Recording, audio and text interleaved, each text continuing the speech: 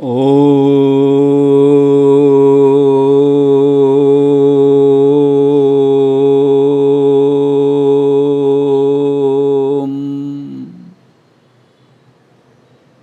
Lord, we are here upon earth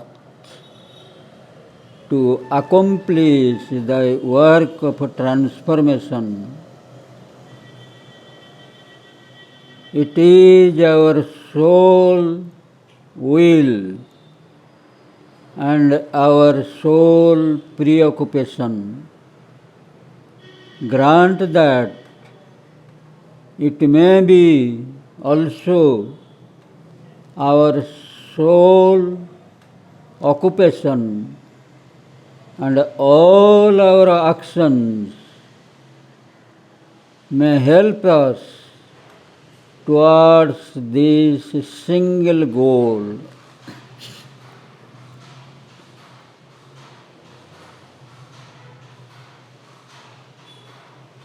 Om.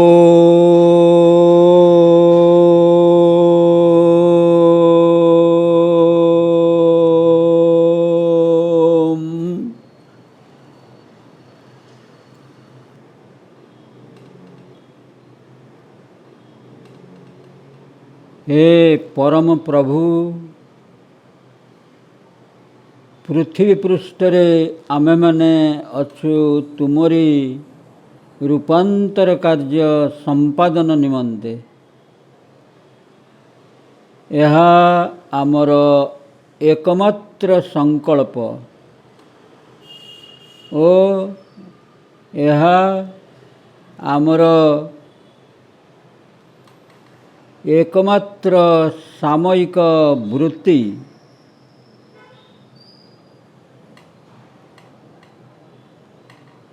एपरी कर जेपरी यह ही होई उठू आमर एकमात्र वृत्ति ओ आमर सकल कर्म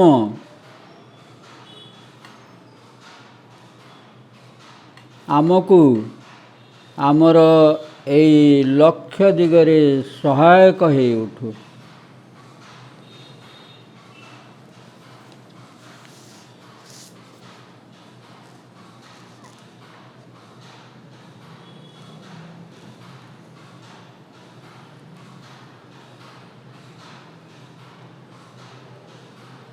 मातृकोल श्री अरविंद पूर्णांग शिक्षा केंद्र गनाइलर पूर्वतन छात्र समाज जून 6 और 7 2 दिन धरी 2027 रे सेमानंक शिक्षा केन्द्रर सुवर्ण जयंती पालन उपलक्षे एक स्वतंत्र अधिवेशन हेउछि जानी खुशी हेली। उपस्थित समस्त सभ्य मानंकु माँ श्री अरविंदंक आशीर्वाद जनाउछि। मु भी से अनुष्ठानर जड़े पूर्वतन छात्र बोली निजक मन करे, कारण से स्थान रे थिबा समय रे मु मां को प्रथमे जानिबार सौभाग्य अर्जन करथिली। तेणु मातृकोलर मु भी जने संतान। आमे माने आज एठारे एकत्रित होइछे कौनसी विवाह उत्सव किंवा सामाजिक अथवा राष्ट्रीय उत्सव पालन करने नुहे। आमे माने आज एठारे एकत्रित होइछे आम हृदयर अतल गहरु उच्चारित एक गोपन प्रगतिशील आध्यात्मिक शक्तिर प्रेरणार प्रेरित होई एठारे आमर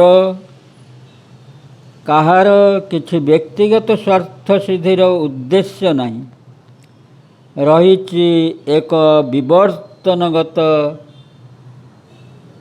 व्यक्तकामी आवश्यकता बोध जहाँकि आमको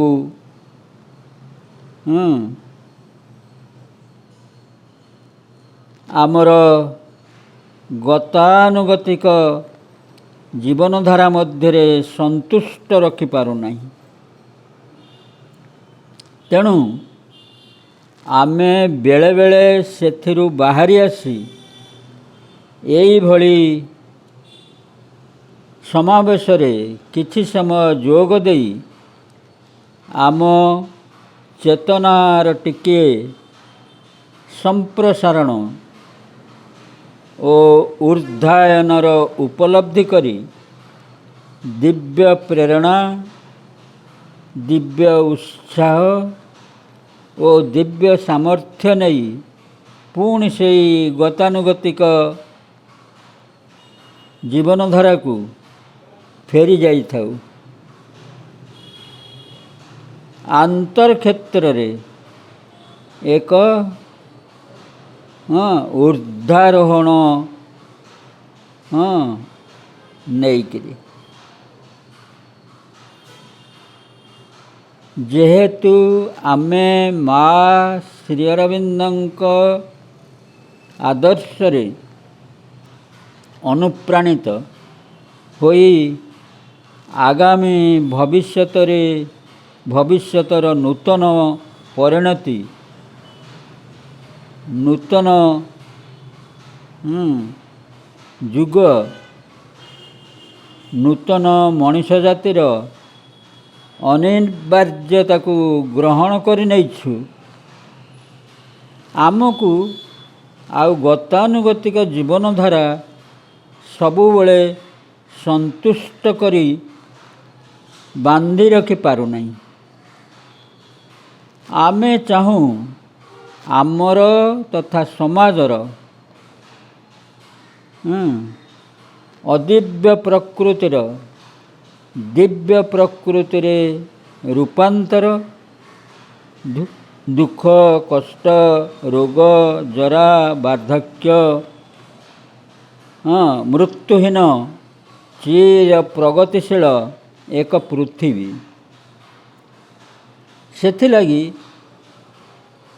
जो शक्ति जो चेतना आवश्यक माँ श्री अरविंद से अतिमानस शक्ति और चेतना को पृथ्वी पृष्ठ को उतारी आनिचंती ओ से शक्ति से चेतना जो माने माँ श्री अरविंद प्रति उन्मुक्त और समर्पित सेमानक मध्यरे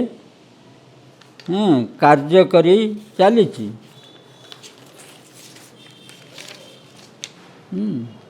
आमर एई संगठन ओ तार कार्यक्रम सेई क्रियाशील शक्तिर एक परिणाम आमे माने बहुत भाग्यवान जे वर्तमानर चरम विशृंखला चरम मिथ्याचार मध्यरे सुबांछित धारारे गति करी चलीच वर्तमानर जो मुहूर्त से मुहूर्त आमठारू कौन दाबी करुची से संबंधे आमको सचेतन हेबाकू हेबो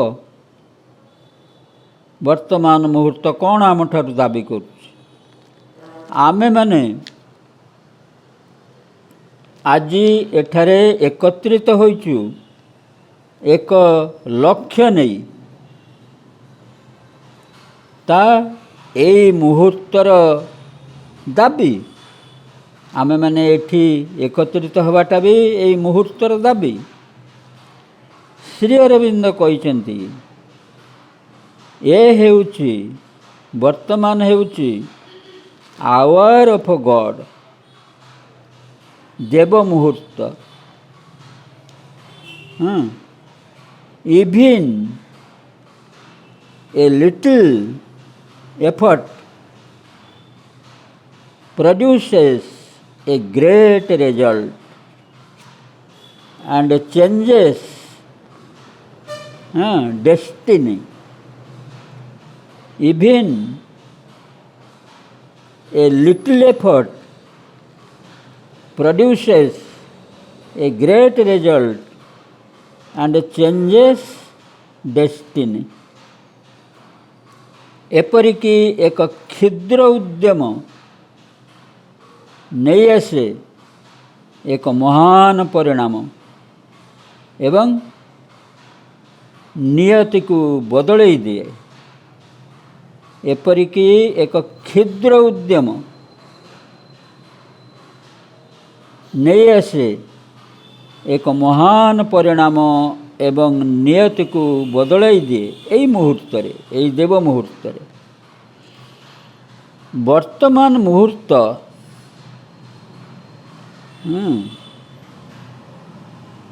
ବର୍ତ୍ତମାନର ଏଇ ଯେଉଁ ମୁହୂର୍ତ୍ତ, ସେ ମୁହୂର୍ତ୍ତ ଆମଠାରୁ କ'ଣ ଦାବି କରୁଛି ସେ ସମ୍ବନ୍ଧେ ଆମକୁ ସଚେତନ ହେବାକୁ ହେବ। ବର୍ତ୍ତମାନ ମୁହୂର୍ତ୍ତ ଆମମାନଙ୍କ ଠାରୁ ଦାବି କରୁଛି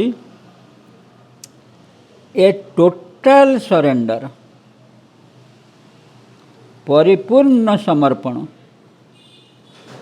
ଦୁଇରେ an exclusive self opening to the divine influence.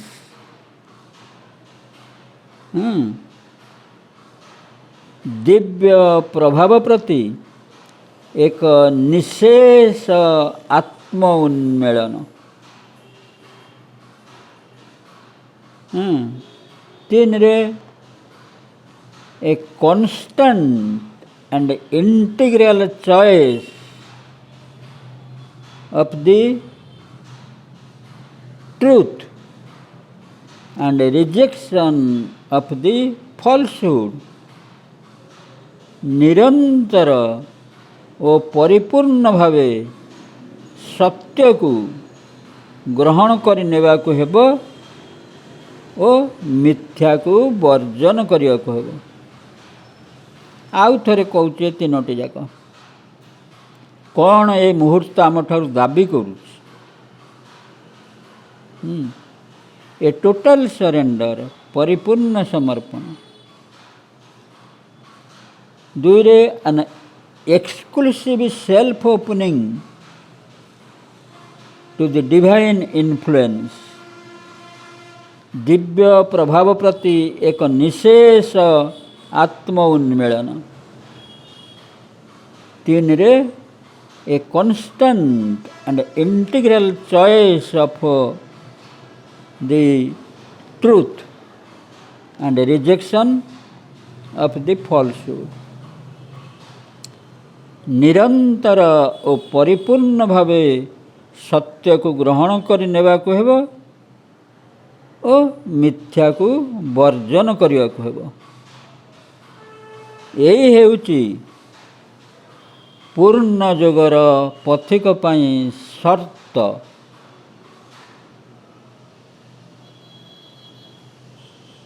Liberty,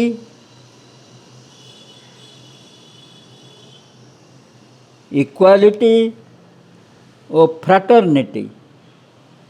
ସ୍ୱାଧୀନତା ଆଉ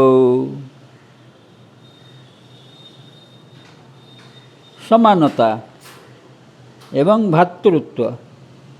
ଲିବର୍ଟି, ଇକ୍ୱାଲିଟି, ଫ୍ରାଟର୍ନିଟି ସ୍ୱାଧୀନତା, ସମାନତା ଓ ଭାତୃତ୍ୱ।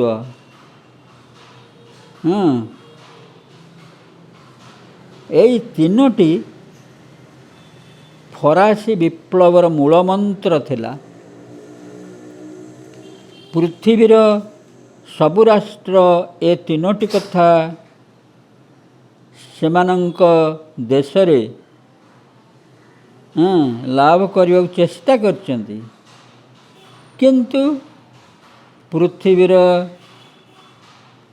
ସ୍ୱାଧୀନତା ଓ ସମାନତା ବିଭିନ୍ନ ରାଷ୍ଟ୍ରରେ ସମ୍ଭବ ହୋଇଛି। ପୃଥିବୀରେ ସ୍ୱାଧୀନତା ଆଉ ସମାନତା, କିନ୍ତୁ ଭାତୃତ୍ୱ ଏ ପର୍ଯ୍ୟନ୍ତ କେହି ହାସଲ କରିପାରିନାହାନ୍ତି। ଆଉ ମାଙ୍କ ସନ୍ତାନମାନେ ସହଜରେ ଏଇ ଭାତୃତ୍ୱର ଅଧିକାରୀ ହେଇପାରିବେ, ଯେହେତୁ ଏଇ ନୂତନ ଯୁଗ, ନୂତନ ମଣିଷ ଜାତି ଭାରତରୁ ଆରମ୍ଭ ହେବ। ତେଣୁ ଭାରତୀୟ ହିସାବରେ ଆମମାନଙ୍କର କର୍ତ୍ତବ୍ୟ ଓ ଦାୟିତ୍ୱ ଅଧିକ।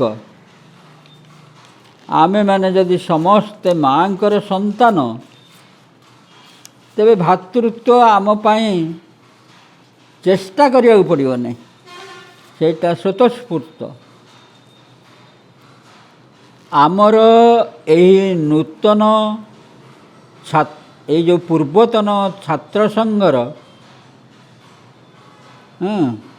ସ୍ଥାୟିତ୍ୱରେ ଗୋଟିଏ କଥା ଆମକୁ ବିଶେଷ ସାହାଯ୍ୟ କରିବ, ଯାହା ହେଉଛି ଆମର ଏକ ହିଁ ଦିବ୍ୟ ଜନନୀ ଚାରି ରୂପରେ ଆମ ଆଗରେ ଉଭା ହେଇଛନ୍ତି। ପ୍ରଥମ ରୂପ ହେଉଛି ତାଙ୍କର ଆମର ଗର୍ଭଧାରିଣୀ,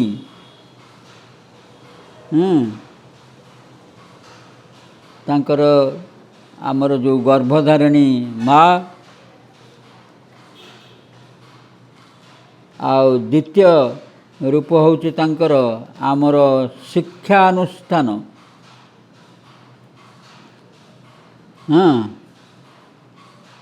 ଯିଏ ଆମକୁ ଜନ୍ମ ଦେଲା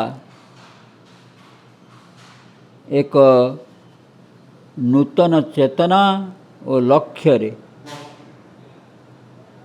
ଆମେ ଜନ୍ମ ହେଇଥିଲୁ ମାତୃଗର୍ଭରୁ, କିନ୍ତୁ ଯେଉଁ ଶିକ୍ଷାନୁଷ୍ଠାନ ଆମକୁ ପୁନର୍ବାର ଜନ୍ମ ଦେଲା ଏକ ନୂତନ ଚେତନାରେ ଆଉ ନୂତନ ଲକ୍ଷ୍ୟରେ, ଆମର ବ୍ରତୋପନୟନ ଯିଏ କଲା, ଆମକୁ ଦ୍ୱିଜରେ ପରିଣତ କଲା, ଆମକୁ ଦ୍ୱିଥର ଜନ୍ମ ନେବାକୁ ପଡ଼ିଲା, ସେ ଶିକ୍ଷାନୁଷ୍ଠାନ ବି ଆମର ମା। ତୃତୀୟରେ ଆମକୁ ଧାରଣ ଓ ପାଳନ ପୋଷଣ କରୁଥିବା ଆମ ଦେଶ ହେଉଛି ଆମର ମା, ଆମ ଜନ୍ମଭୂମି, ଜନନୀ ଜନ୍ମଭୂମି। ଚାରିରେ ସକଳ ସୃଷ୍ଟିର ଯିଏ ମା, ଏଇ ତିନି ମା ଯାହାର ଅନ୍ତର୍ଭୁକ୍ତ, ସେଇ ଦିବ୍ୟ ଜନନୀ ଶ୍ରୀମା। ଆମର ତେଣୁ ଚାରୋଟି ମା, ସବୁ ମା ପରସ୍ପର ସମ୍ପର୍କିତ। ତେଣୁ ମାତୃକୋଳ, ମଦର୍ସ ଲ୍ୟାପ୍, ପୂର୍ବତନ ଛାତ୍ର ସମାଜର ମନ୍ତ୍ର ହେଇପାରେ। ମାତୃକୋଳର ପୂର୍ବତନ ଛାତ୍ର ସମାଜର ମନ୍ତ୍ର ହେଇପାରେ, ଯେପରି ବୁଦ୍ଧଙ୍କର ମନ୍ତ୍ର ଥିଲା ବୌଦ୍ଧ ଧର୍ମର, ବୁଦ୍ଧଂ ଶରଣଂ ଗଚ୍ଛାମି ସଂଘଂ ଶରଣଂ ଗଚ୍ଛାମି ଧର୍ମଂ ଶରଣଂ ଗଚ୍ଛାମି। ସେହିପରି ଆମର ମାତୃକୂଳ ପୂର୍ବତନ ଛାତ୍ର ସଂଘର ମନ୍ତ୍ର ହୋଇପାରେ ମାତରଂ ଶରଣଂ ଗଚ୍ଛାମି, ମାତୃକ୍ରୋଡ଼ଂ ଶରଣଂ ଗଚ୍ଛାମି, ମାତୃବ୍ରତଂ ଶରଣଂ ଗଚ୍ଛାମି। ମାତରଂ ଶରଣଂ ଗଚ୍ଛାମି, ମାତୃକ୍ରୋଡ଼ଂ ଶରଣଂ ଗଚ୍ଛାମି, ମାତୃବ୍ରତଂ ଶରଣଂ ଗଚ୍ଛାମି। ଆମକୁ ସବୁବେଳେ ମନେ ରଖିବାକୁ ହେବ ଶ୍ରୀ ଅରବିନ୍ଦ ଦି ଆୱାର ଅଫ୍ ଗଡ଼ର ସେଇ ବାଣୀଟିକୁ। ତାହା ହିଁ ଆମକୁ କେବେ ବି ପଥଚ୍ୟୁତ ହେବାକୁ ଦେବ ନାହିଁ। ସେଇ ବାଣୀଟି ହେଉଛି ଦି ଆୱାର ଅଫ୍ ଗଡ଼ର ପ୍ରଥମରେ ରହିଛି unhappy is the man or the nation which, when the divine moment arrives, is found sleeping or unprepared to use it. Unhappy is the man or the nation which, when the divine moment arrives, is found sleeping or unprepared to use it, because the lamp has not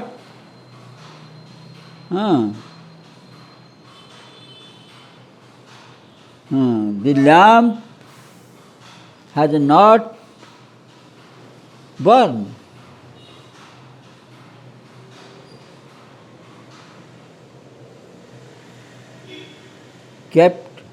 The lamp has not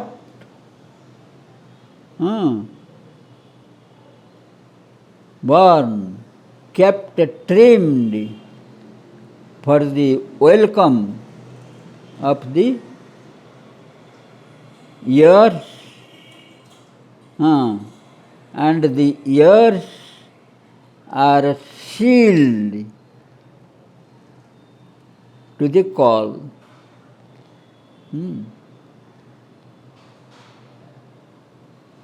ତେଣୁ କାହିଁକି ସେମାନେ ଶୋଇଥିଲା ଭଳି ଅପ୍ରସ୍ତୁତ ଥିଲା ଭଳି ଜଣାପଡ଼ନ୍ତି? କାରଣ because the lamp has not burned,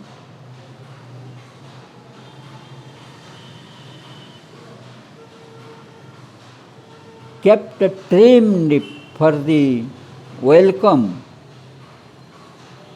and the ears are sealed to the call. But thrice woe to them who are strong and ready, yet waste the force or misuse the moment. For them is irreparable loss or a great destruction. ତେଣୁ ସେ ତ ଅନହାପି, ସେ ଲୋକ ଯେଉଁମାନେ ଦେବ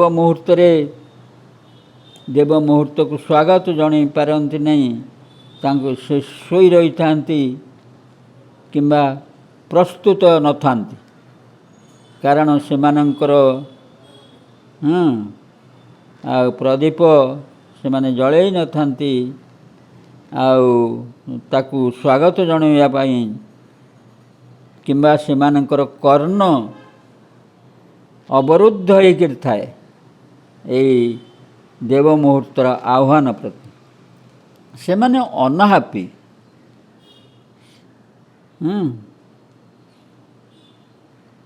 ଅସୁଖୀ। କିନ୍ତୁ ଯେଉଁମାନେ ଶକ୍ତିଶାଳୀ, ଉପଯୁକ୍ତ, ପ୍ରସ୍ତୁତ, କିନ୍ତୁ ତଥାପି ଏହି ଦେବ ମୁହୂର୍ତ୍ତର ସୁଯୋଗକୁ ସେମାନେ ଗ୍ରହଣ କରନ୍ତି ନାହିଁ, ଆଉ ସେଇ ଯେଉଁ ଶକ୍ତିକୁ ଅବହେଳା କରନ୍ତି, ତା'ର ଅପବ୍ୟବହାର କରନ୍ତି, ସେ ମୁହୂର୍ତ୍ତର ସେମାନଙ୍କ ପାଇଁ ଏଇଟା 3 ଗୁଣ ଦୁଃଖଦାୟକ। ଆଉ ତାଙ୍କର ଯେଉଁ କ୍ଷତି ହୁଏ ନା, ସେ କ୍ଷତି ଇରିପେୟାରେବୁଲ୍, ତା'ର ଆଉ ତାକୁ ସଜାଡ଼ି ହେବ ନାହିଁ। ଲସ୍ ଆଉ ଗୋଟେ ବିରାଟ ଧ୍ୱଂସ। ତା'ର ଓଡ଼ିଆରେ ଆଉ ଥରେ କହୁଛି, ହତଭାଗ୍ୟ ସେଇ ମନୁଷ୍ୟ ଯିଏ ହତଭାଗ୍ୟ ସେଇ ମନୁଷ୍ୟ ବା ସେଇ ଦେଶ ଯେତେବେଳେ ଦିବ୍ୟ ମୁହୂର୍ତ୍ତ ଆସେ ସେତେବେଳେ ଶୋଇ ରହିଥାଏ, ଅଥବା ଏହାର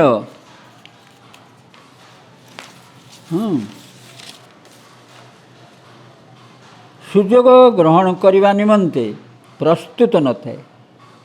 କାରଣ ଏଇ ମୁହୂର୍ତ୍ତକୁ ସ୍ୱାଗତ ଜଣାଇବା ନିମିତ୍ତ ପ୍ରଦୀପ ସଜା ହୋଇନଥାଏ ଓ ଆହ୍ୱାନ ପ୍ରତି କର୍ଣ୍ଣ ମଧ୍ୟ ରହିଥାଏ ଅବରୁଦ୍ଧ। କିନ୍ତୁ ସେଇମାନେ 3 ଗୁଣ ହତଭାଗ୍ୟ, ଯେଉଁମାନେ ସମର୍ଥ ଓ ପ୍ରସ୍ତୁତ କିନ୍ତୁ ତଥାପି ଶକ୍ତିର ଅପଚୟ କରନ୍ତି କିମ୍ବା ସୁଯୋଗର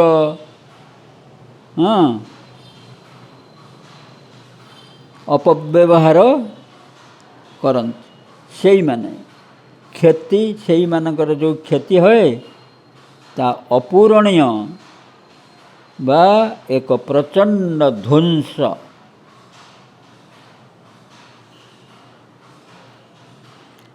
ଶ୍ରୀ ଅରବିନ୍ଦଙ୍କର ଏଇ ବାଣୀରୁ ଗୋଟିଏ କଥା ମନେ ପଡ଼େ। ନଈଟିଏ ବହି ଯାଉଛି, ତା'ର 2 କୂଳରେ କିଛି ଗାଁ ଗୁଡ଼ିକ ମଝିରେ ଗୋଟିଏ ସ୍କୁଲରେ 10ମ ଶ୍ରେଣୀ ପର୍ଯ୍ୟନ୍ତ ଅଛି। ସେଇ ସ୍କୁଲର 10ମ ଶ୍ରେଣୀରେ 3ଟି ପିଲାଙ୍କ ମଧ୍ୟରେ ଥିଲା ନିବିଡ଼ ବନ୍ଧୁତା। ଜଣେ ଚାଷୀ ଘରର ପିଲା, ଜଣେ ବେପାରୀ ଘରର ପିଲା, ଆଉ ଜଣେ ତେଲି ଘରର ପିଲା।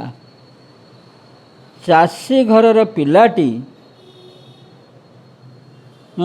ଘରକୁ ଫେରିଲେ ତା ବାପା ତାକୁ ଚାଷ କାମରେ ଲଗାଇ ଦିଏ। ଛୁଟି ଦିନରେ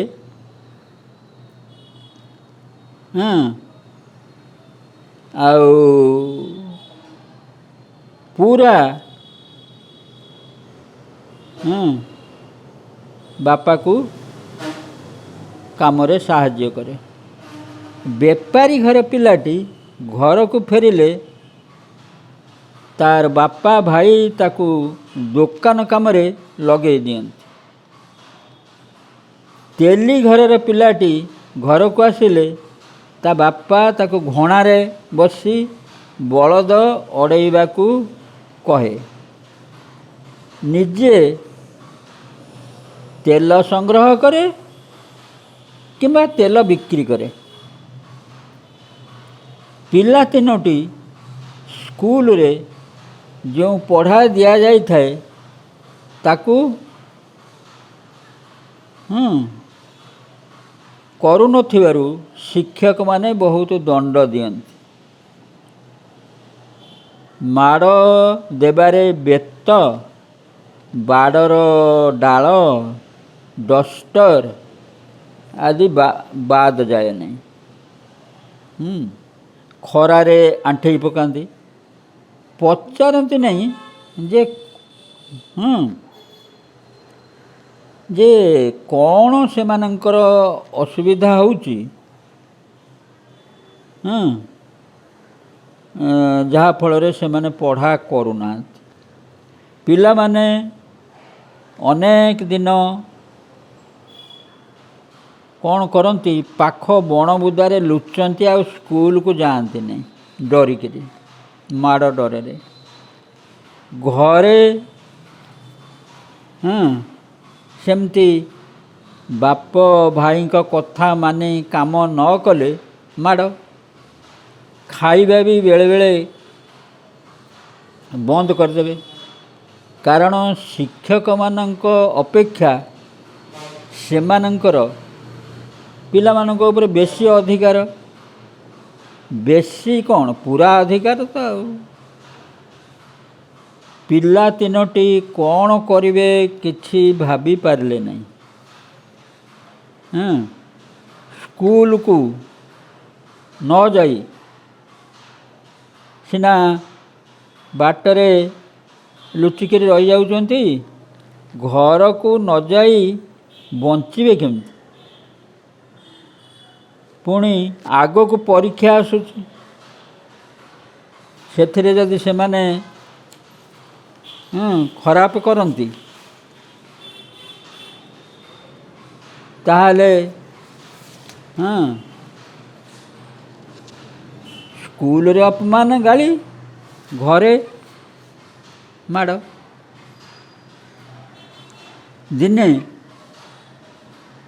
ନଈ କୂଳେ ବସିକିରି ତିନି ଜଣ ଯାକ ସ୍ଥିର କଲେ, କହିଲେ ଘର ଛାଡ଼ିକି ଚାଲିଯିବା। କିନ୍ତୁ କୁଆଡ଼େ ଯିବା? ସେ ନଈ ଯେମିତି ତାଙ୍କୁ ତାର କୁଳୁ କୁଳୁ ନାଦରେ ନିମନ୍ତ୍ରଣ ଜଣେଇଲା ଯେ ସେ ଯୁଆଡ଼େ ଯାଇଛି ସିଆଡ଼େ ଯାଉନାହାନ୍ତି। ତାରି ସେଇଠୁ ସେମାନେ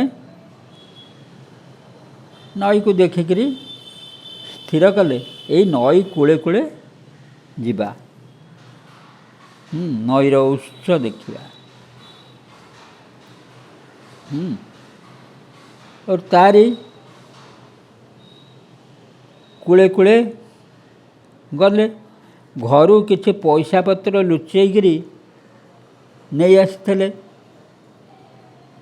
ତେଣୁ ବାଟରେ ଯଦି କୌଣସି ଦୋକାନ ଫୋକାନ ଦେଖନ୍ତି ସେଠି କିଛି କିଣିକିରି ଖାଆନ୍ତି, ନହେଲେ ନଈକୂଳ ଫସଲ, ଫଳମୂଳ ଏ ଖାଆନ୍ତି। କିଛି ଦିନ ଏମିତି କଟିବା ପରେ ନଈ କୂଳେ ଗୋଟେ ସୁନ୍ଦର ଋଷି ଆଶ୍ରମ ପଡ଼ିଲା। ପିଲା ତିନୋଟି ତା ଭିତରକୁ ଗଲେ, ସେ ଆଶ୍ରମ ଭିତରକୁ। ସେମାନଙ୍କୁ ବହୁତ ଶାନ୍ତି ଆଉ ପବିତ୍ର ଲାଗିଲା। ସେଠାରେ କିଛି ଦିନ ରହିଲେ।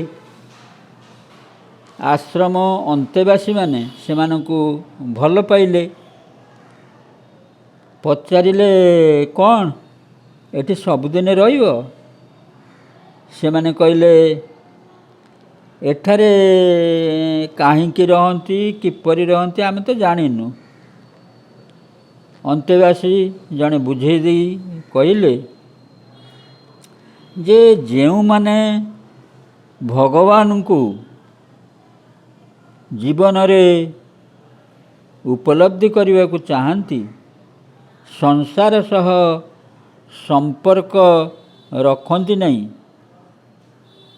ଯେଉଁ କାମ ଦିଆଯାଏ ଭଗବାନଙ୍କ ସେବା ହିସାବରେ କରନ୍ତି ଓ ଯଦି ଗୁରୁ ତାଙ୍କୁ ଶିଷ୍ୟ ରୂପେ ଗ୍ରହଣ କରନ୍ତି ସେଇମାନେ ଏଠାରେ ରହନ୍ତି। ସେମାନଙ୍କ ଖାଇବା ପିନ୍ଧିବା ସବୁ ଖର୍ଚ୍ଚ ଆଶ୍ରମ ବହନ କରେ। ବେପାରୀ ପିଲାଟିକୁ ବାତାବରଣ ଭଲ ଲାଗିଲା, କିନ୍ତୁ କଡ଼ା ଶୃଙ୍ଖଳାକୁ ସେ ପସନ୍ଦ କଲାନି। ସେ ଜାଗା କୁ ସେ ଛାଡ଼ିଲା ନାହିଁ, କାରଣ ସେ ଆକୁ ଭଲ ପାଇଲା ସେ ଜାଗାକୁ। ତେଣୁ ସେ କ'ଣ କଲା, ଆଶ୍ରମ ପାଖରେ ରହିବ ବୋଲିକିରି ଗୋଟାଏ ଦୋକାନରେ ସେଠି ଚାକିରି କଲା।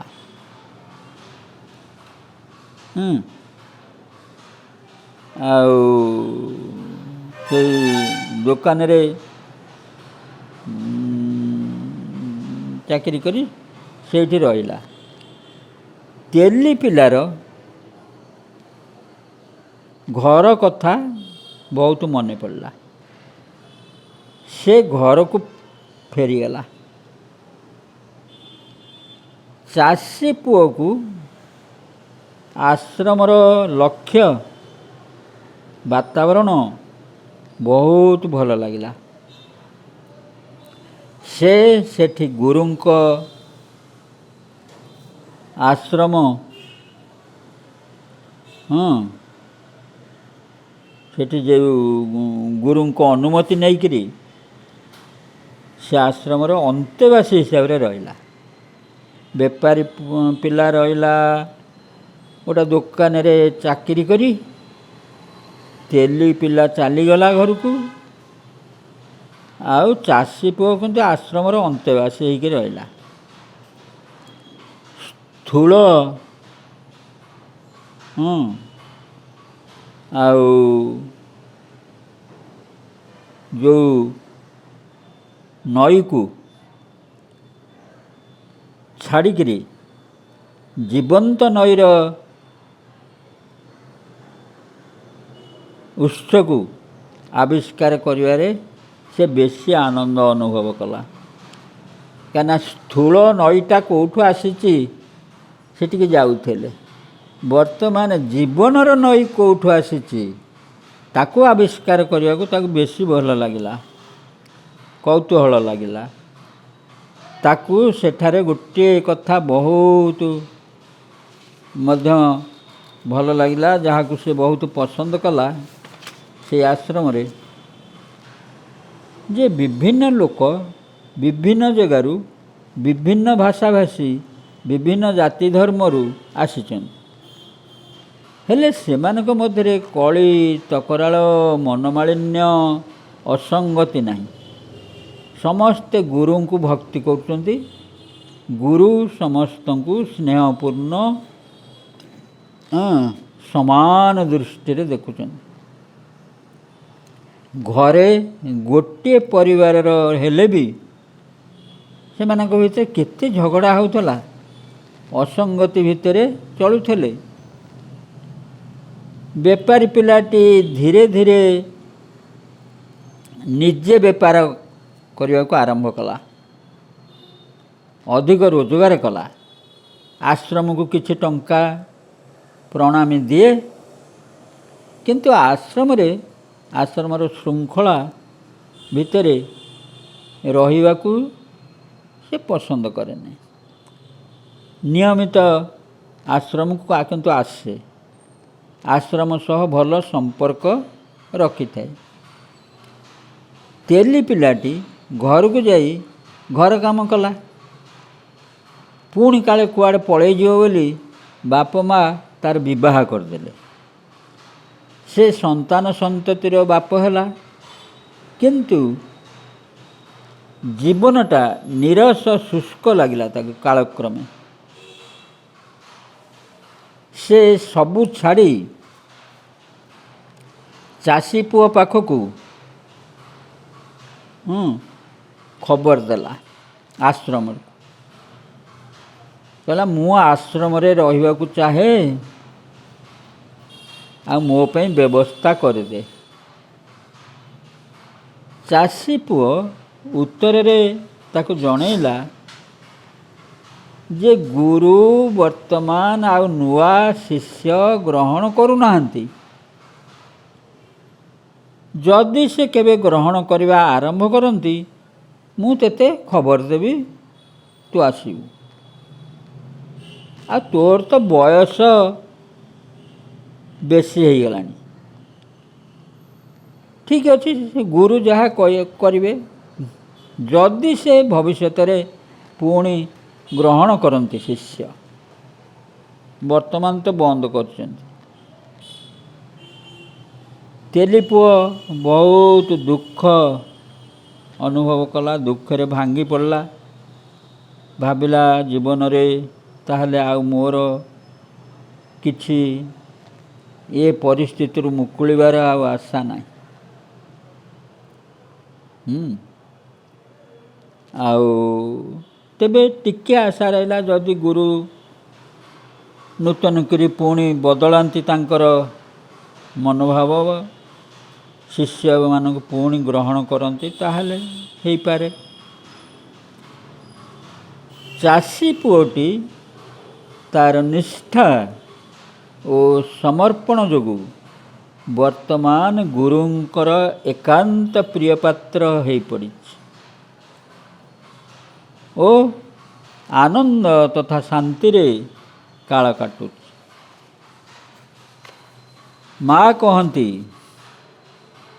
everyone is given his chance and the help is there for all, but for each the benefit is proportionate to his sincerity। ଆଉ ଥରେ କହୁଛି, ମା କହିଛନ୍ତି everyone is given his chance and the help is there for all, but for each the benefit is proportionate to his sincerity। ଓଡ଼ିଆରେ ହେଇପାରେ, ପ୍ରତ୍ୟେକକୁ ତାର ସୁଯୋଗ ଦିଆଯାଇଛି।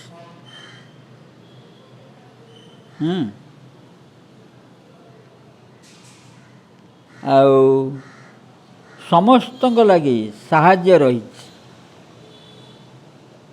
କିନ୍ତୁ କିଏ କେତେ ସେଥିରୁ ଉପକୃତ ହେବ ତା ନିର୍ଭର କରେ ପ୍ରତ୍ୟେକର ନିଷ୍ଠାର ଅନୁପାତ ଉପରେ। ପ୍ରତ୍ୟେକକୁ ତାର ସୁଯୋଗ ଦିଆଯାଇଥାଏ ଓ ସମସ୍ତଙ୍କ ଲାଗି ସାହାଯ୍ୟ ରହିଥାଏ, କିନ୍ତୁ କିଏ କେତେ ପରିମାଣରେ ସେଥିରୁ ଉପକୃତ ହେବ ତା ନିର୍ଭର କରେ ପ୍ରତ୍ୟେକର ନିଷ୍ଠାର ଅନୁପାତ ଉପରେ।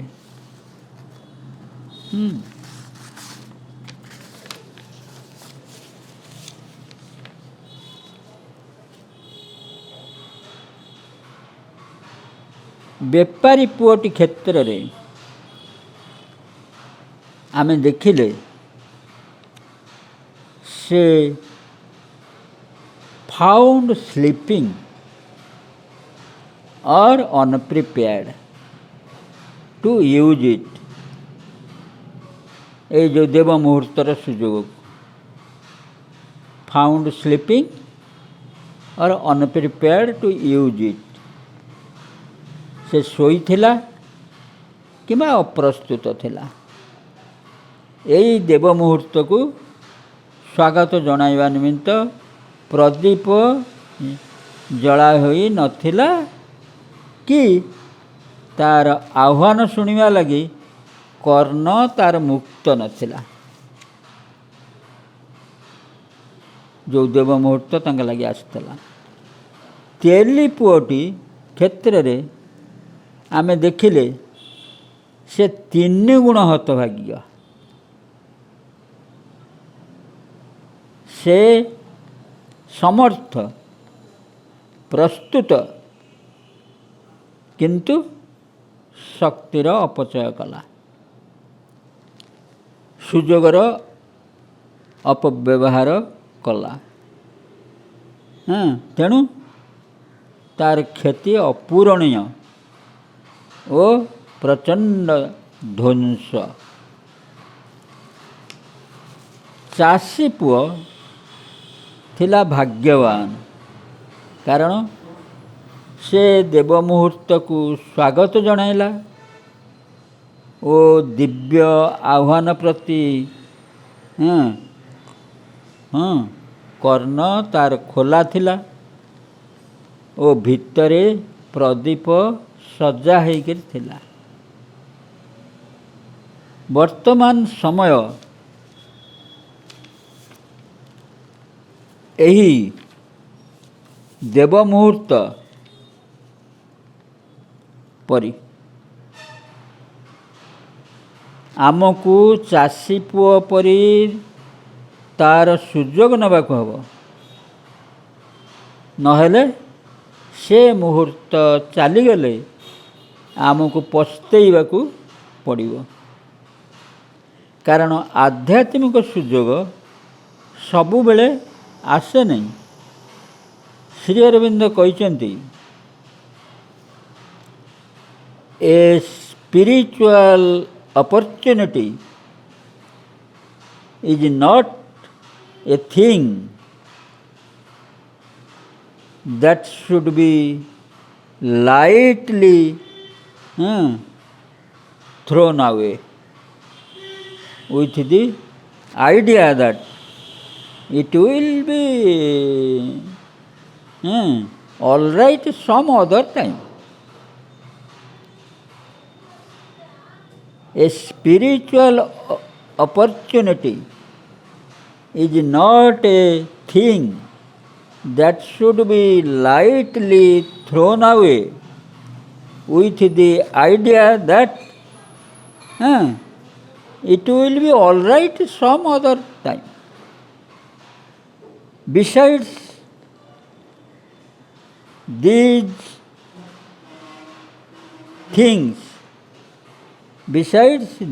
things, leave a mark and at the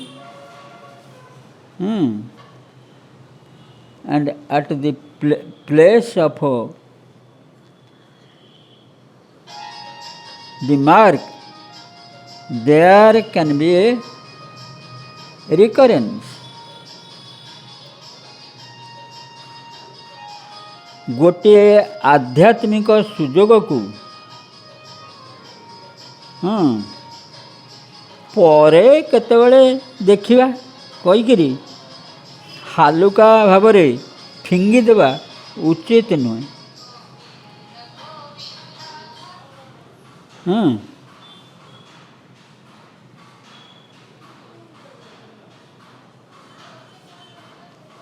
से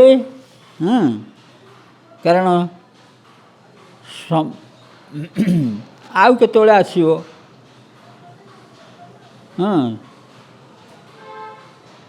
अन्य समय रे जे आसीबो बोली ताको फिंगी देवा ठीक नुह। से संपर्क रे आमे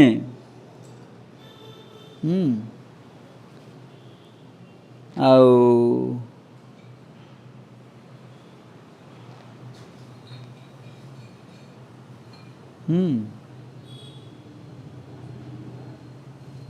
निश्चित हो पारिबा नहीं, कारण आउ गोटे समय आसीबो बोलिक आमे निश्चित हो पारिबा नहीं। ता छड़ा ये सब कथा एक चिन्ह छाड़ी जाए ଓ ସେହି ଚିହ୍ନ ସ୍ଥାନରେ ଏସବୁର ଏକ ପୁନରାବୃତ୍ତି ବି ଘଟିଥାଏ। କିନ୍ତୁ ନିଶ୍ଚିତ ଭାବରେ ଆମେ କହିପାରିବାନି। ଆଉ ଥରେ ମୁଁ କହିଦେଉଛି ଶ୍ରୀ ଅରବିନ୍ଦଙ୍କ ବାଣୀଟି, a spiritual opportunity is not a thing that should be lightly thrown away with the idea that it will be all right some other time. Besides these things leave a mark, and at the place of the mark there can be a recurrence. ଓଡ଼ିଆରେ ଗୋଟିଏ ଆଧ୍ୟାତ୍ମିକ ସୁଯୋଗକୁ ପରେ କେତେବେଳେ ଦେଖିବା କହିକିରି ହାଲୁକା ଭାବରେ ଫିଙ୍ଗିଦେବା ଉଚିତ ନୁହେଁ। ଅନ୍ୟ ସମୟରେ ଯେ ତାହା ଆସିବ ସେ ସମ୍ପର୍କରେ ଆମେ ନିଶ୍ଚିତ ହୋଇ ପାରିବା ନାହିଁ। ତା ଛଡ଼ା ଏସବୁ କଥା ଏକ ଚିହ୍ନ ଛାଡ଼ି ଯାଇଥାଏ ଓ ସେଇ ଚିହ୍ନ ସ୍ଥାନରେ ଏସବୁର ଏକ ପୁନରାବୃତ୍ତି ବି ଘଟିଥାଏ। ତେବେ ଆମେ ପୁନରାବୃତ୍ତି ଘଟିବ ବୋଲିକିରି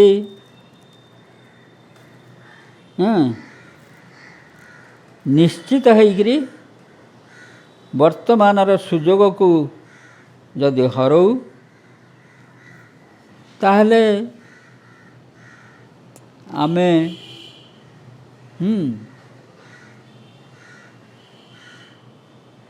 ଆଉ ନ ପାଇପାରୁ ସେ ସୁଯୋଗ। ତେଣୁ ଶେଷରେ ମୁଁ ଶ୍ରୀ ଅରବିନ୍ଦଙ୍କର ସେଇ ଯେଉଁ ଦେବ ମୁହୂର୍ତ୍ତର ବାଣୀଟିକୁ ଆଉ ଥରେ ପଢ଼ି ଦେଉଛି, ପଢ଼ିକିରି ଶେଷ କରିବା। ତାହା ହିଁ ଆମର ବର୍ତ୍ତମାନ ପାଇଁ ଗାଇଡ଼ ହେଉ। ଆମକୁ ସେଇ ମୁହୂର୍ତ୍ତ ଆସିଛି ବର୍ତ୍ତମାନ, ତେଣୁ ଆମେ ଯେମିତି ଆକୁ ଏହାର ଅପଚୟ ଅବହେଳା ନ କରୁ।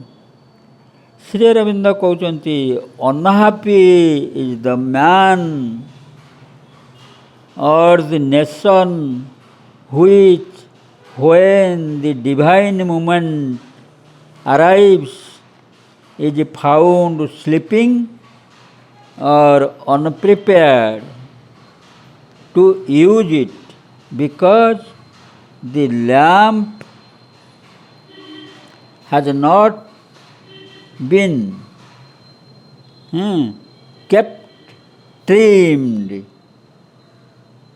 for the welcome, and the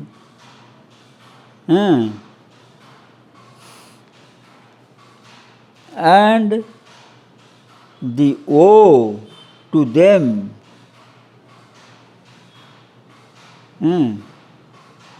and the ears are sealed to the call. Unhappy is the man or the nation which, when the divine moment arrives, is found sleeping or unprepared to use it, because the lamp has not been kept trimmed for the welcome, and the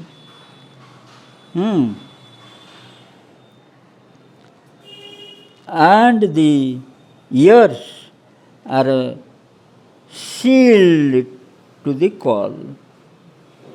But thrice woe to them who are strong and ready,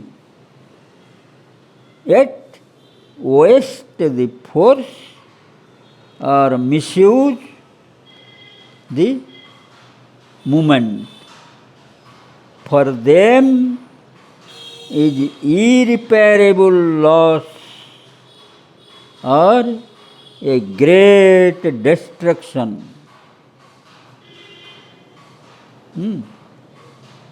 ହତଭାଗ୍ୟ ସେଇ ମନୁଷ୍ୟ ବା ସେଇ ଦେଶ ଯେତେବେଳେ ଦେବ ମୁହୂର୍ତ୍ତ ଆସେ ସେତେବେଳେ ଶୋଇ ରହିଥାଏ ଅଥବା ଏହାର ସୁଯୋଗ ଗ୍ରହଣ କରିବା ନିମନ୍ତେ ପ୍ରସ୍ତୁତ ନଥାଏ।